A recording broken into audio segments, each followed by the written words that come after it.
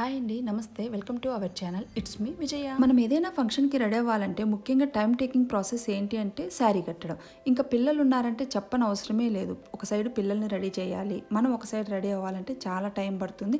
ఒక సైడ్ ఏమో హస్బెండ్స్ ఏమో టార్చర్ చేస్తూ ఉంటారు, ఇంకా రెడీ అవ్వలేదా, ఇంకా రెడీ అవ్వలేదు. నేనైతే ఫంక్షన్కి ఎప్పుడు విత్ ఇన్ ద టైం అయితే రెడీ అవ్వలేను. నాలాగే చాలామంది ఉంటారు అనుకుంటున్నాను. ఈసారి అలాంటి ప్రాబ్లం లేకుండా నేను ముందే శారీని ప్రీ ప్లేటింగ్ ఫోల్డింగ్ చేద్దామనేసి ఫిక్స్ అయిపోయాను. నేను కూడా ఇది ఫస్ట్ టైమే ట్రై చేస్తున్నాను, ఎలా వస్తుందో ఒకసారి చూసాను. ఫస్ట్ టైం కదా యూట్యూబ్లో వీడియో చూసి చేద్దామనేసి స్టార్ట్ చేశాను. వీడియో చూస్తున్నంతసేపు అర్థమైనట్టే ఉంది, అబ్బో ఏముంది ఇంతే కదా చేసేద్దామనేసి అయితే స్టార్ట్ చేశాను. నైట్ 9కి స్టార్ట్ చేశాను, 10 అయ్యిందండి అయిపోయేసరికి లిటరల్లీ. మీరైతే ఈ శారీ ఫోల్డింగ్ చూస్తూ ఉండండి. నాకు నిన్న జరిగిన ఒక ఇన్సిడెంట్ అయితే మీతో షేర్ చేద్దాం అనుకుంటున్నాను. నిన్న మా ఫ్రెండ్ని మీట్ అవుతే తను చాలా ఫీల్ అవుతుందండి, చాలా డిప్రెషన్లో ఉంది. ఏంటి అని చెప్పి చాలా బలవంతంగా అడిగితే తను చెప్పిన మాటలు ఏంటో తెలుసా అండి, తను చాలా లోన్లీగా ఫీల్ అవుతున్నా అనేసి, ఇంటి పని, వంట పని, పిల్లల పని అన్నీ చేస్తున్నప్పటికీ ఇంట్లో తనకి వాల్యూ లేదనేసి చాలా ఫీల్ అయ్యింది. అదే కాదు, ఇంటి పని అంతా చేస్తున్నప్పటికీ ఏదైనా తనకు అవసరమైతే తన హస్బెండ్ని అడగాలంట, తను అడిగిన దానికంటే తక్కువ మనీ ఇస్తున్నారనేసి. ఇలాగ నా ఫ్రెండే కాదండి, చాలామంది ఇలాగ ఇంట్లో ఉన్నటువంటి హౌస్ వైఫ్స్ చాలా సఫర్ అవుతూ ఉన్నారు. ఫైనాన్షియల్ ఇండిపెండెన్స్ లేక చాలా ఇబ్బంది పడుతూ ఉన్నారు. నాకు తెలిసే చాలామంది నోటి నుంచి విన్నానండి ఈ మాటలు. కొంతమంది ఉంటారులేండి, మంచిగానే ఉంటారు, వాళ్ళ గురించి చెప్పట్లేదు. చదువుకొని ఉంటాము కానీ కొన్ని పరిస్థితుల ప్రభావం వల్ల జాబ్ చేయకుండా ఇంట్లోనే ఉంటారు. అలాంటి వాళ్ళు ఏం చేయాలనో అర్థం కాదు. బయటికి వెళ్ళి జాబ్ చేసేంత టైం ఉండదు, ఇంకా ఇంటి పనే సరిపోతుంది. ఇంట్లో ఉండి కూడా మన అవసరాలకు సరిపడైన డబ్బు సంపాదించే మార్గాలు చాలా ఉన్నాయండి. వాటిని మనము గన వెతుక్కుంటే ఏదో ఒక రూపంలో మనకున్న టాలెంట్ ఏంటి అన్నది తెలుసుకొని మనం అది చేసుకున్నామంటే మన కాళ్ళ మీద మనం ఫైనాన్షియల్గా నిలబడవచ్చు, ఇండిపెండెంట్గా ఉండవచ్చు. ఏదో లక్షలు సంపాదించిన అవసరం లేదు, మనకు కావాల్సినవి మన ఖర్చులకి ఏదో వేడి నీళ్ళకి చన్నీళ్ళ తోడైనట్టుగా హస్బెండ్కి కూడా హెల్ప్ చేసే విధంగా చాలా అవకాశాలు ఉన్నాయి. మన ఇంట్లో ఉన్న ఆడవాళ్ళకు ఉన్న ప్రాబ్లం ఏంటో తెలుసా అండి? ఫస్ట్ ఎనిమీ ఏంటంటే మన భయం.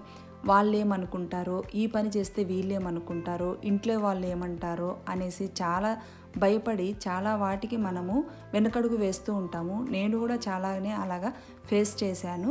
అలా అన్నీ వదిలేసి ఎవరో ఏమో అనుకుంటారని చెప్పి మనం చేయాలనుకున్నవి వదిలేసాము అంటే ఎప్పటికీ ఇలాగే ఉండిపోతాము. ఇంకా కొంతమంది అయితే ధైర్యం చేసి ఏదో ఒక పని అయితే చేద్దామనేసి, జాబ్ కాకపోయినా చిన్న బిజినెస్ కానీ ఏదైనా చేద్దామనేసి స్టార్ట్ చేస్తారు.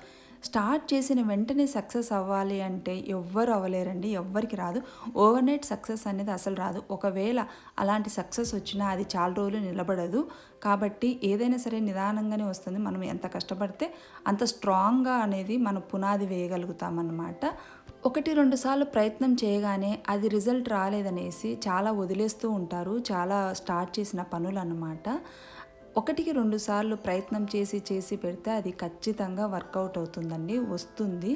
ఆ సక్సెస్ అనేది మనం ఎప్పటికైనా సరే షార్ట్ టర్మ్లో కాకపోయినా లాంగ్ పీరియడ్లో అయినా సరే మనం సక్సెస్ని మనము చేరుకుంటామన్నమాట. ముందు ప్లానింగ్ అనేది చాలా అవసరము. మనం ఏం పని చేయాలనుకుంటున్నామా అన్నది ముందు ప్లాన్ చేసుకొని స్టార్ట్ చేసామంటే, ప్లాన్ ప్రకారం స్టెప్ బై స్టెప్ వెళ్ళామంటే ఖచ్చితంగా రిజల్ట్ అనేది వస్తుంది. అదేవిధంగా ఈ సెల్ఫ్ మోటివేషన్ కూడా మనకి చాలా అవసరం అండి. చాలా అసలు మనకు మనమే మోటివేట్ చేసుకోవాలి. మనం డైలీ చేసే పనులు, బాగా చేసే పనులనే చాలామంది అదొక హ్యాబిట్ లాగా మార్చుకొని అదొక వాళ్ళ జాబ్ లాగా, బిజినెస్ లాగా కూడా మార్చుకొని సక్సెస్ అయిన వాళ్ళు చాలామంది ఉన్నారు. అలాగే మనము డైలీ చేసే రొటీన్ పనులైనప్పటికీ దాంట్లో మనకి ఏది బాగా వచ్చు, మన టాలెంట్ ఏంటి అన్నది అక్కడే తెలుస్తుంది. వాటి ద్వారానే మనము సక్సెస్ అవ్వచ్చు. రిజల్ట్ను పక్కన పెట్టి ఫస్ట్ అయితే మన ప్రయత్నం అయితే మనము స్టార్ట్ చేద్దాము. అది రిజల్ట్ అనేది ఆటోమేటిక్గా వస్తుంది. నేను చెప్పేది ఒకటే, అందరము మన ప్రయత్నం మనమైతే చేద్దామనేసి. ఇంకా నెక్స్ట్ ఈ శారీ విషయానికి వస్తే ఇక్కడ వరకైతే బాగా వచ్చిందండి శారీ. వీడియోలో చూసినట్టుగానే చేశాను. ఇక్కడ నుంచి నాకు ఇంకా ప్రాబ్లం స్టార్ట్ అయ్యింది. ఇంకా ఇక్కడ నుంచి ఫోల్డింగ్ చేసే దగ్గరే అసలైన సినిమా అనేది స్టార్ట్ అయ్యింది. ఇంకా చూడండి నా ప్రయత్నం ఎన్నిసార్లు ట్రై చేశానంటే లిటరల్లీ ఒక 10 టైమ్స్ ఈ ఫోల్డింగ్ని ఎలా చేయాలా అనేసి ఇలా ప్రయత్నం చేసి పెట్టాను. మీకు గుర్తుందా చిన్నప్పుడు మనము చదువుకున్న పట్టు వదలని విక్రమార్కుడు స్టోరీ? అలా అయిపోయింది నా పరిస్థితి. ఇంకా దీన్ని ఎలాగైనా సరే ఫోల్డింగ్ అనేది నేర్చుకోవాలనేసి ఒకటికి 10 సార్లు చేసి ఫైనల్గా అయితే నాకు వచ్చేసింది. నేనైతే ఫోల్డింగ్ చేసేసాను. చూడండి ఎలా చేశాను అన్నది ఈజీగానే తర్వాత చేయగా వచ్చేసింది అనమాట. ఇంతేనండి సింపుల్గా. ఏదైనా స్టార్టింగ్ ఏది రాదు, మనం 1కి 4 సార్లు ప్రయత్నం చేస్తే ఖచ్చితంగా అది వస్తుందనేసి నాకు ఈ శారీ ఫోల్డింగ్లోనే అర్థమైపోయింది. ఇంకా రేపు ఫంక్షన్కి నేను కూడా with in the time ready అయిపోవచ్చు.